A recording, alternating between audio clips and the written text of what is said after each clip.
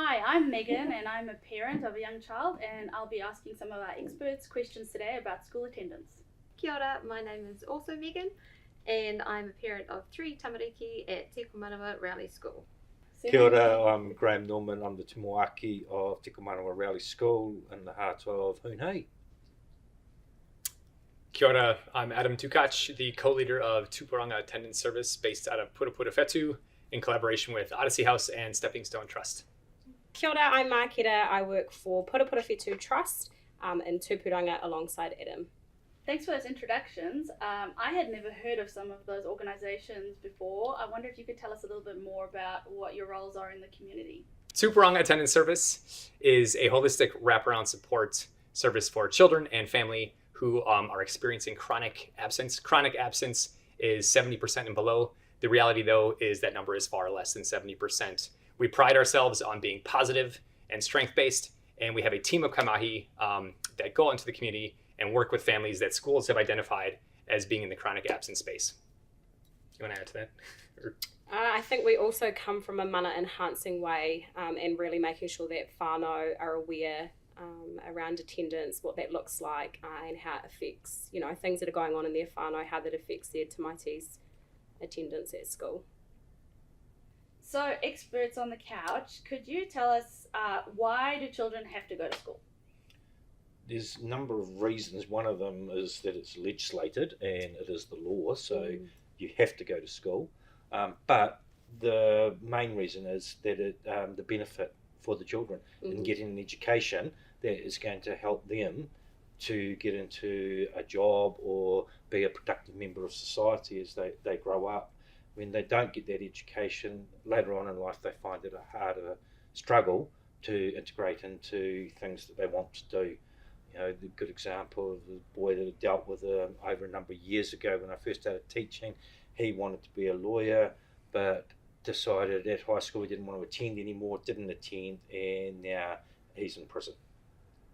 He just then didn't have the facilities to go on, but he could have done it.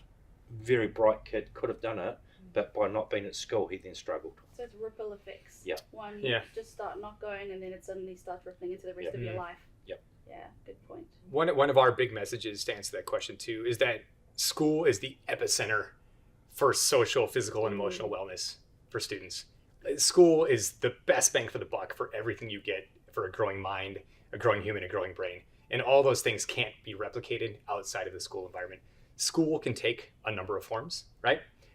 For us, mainstream school, Rowley, that's always the first option, number one, because you can address all of those things and your child gets all of those pieces that help them to become productive members of society.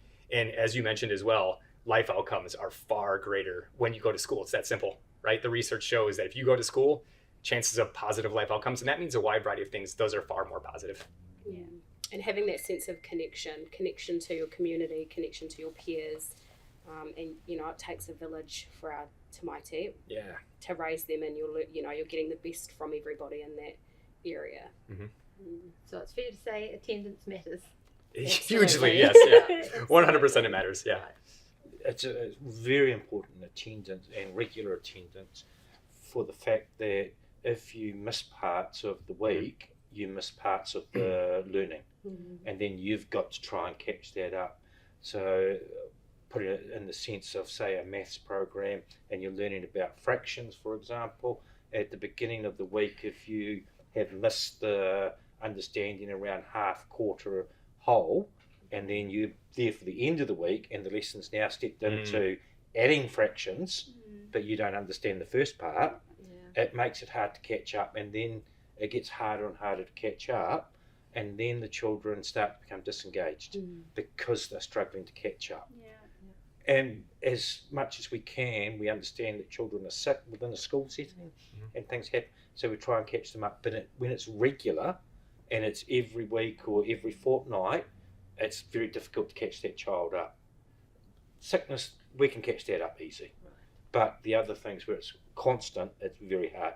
And all of a sudden you find that they're 2 years behind where they should be.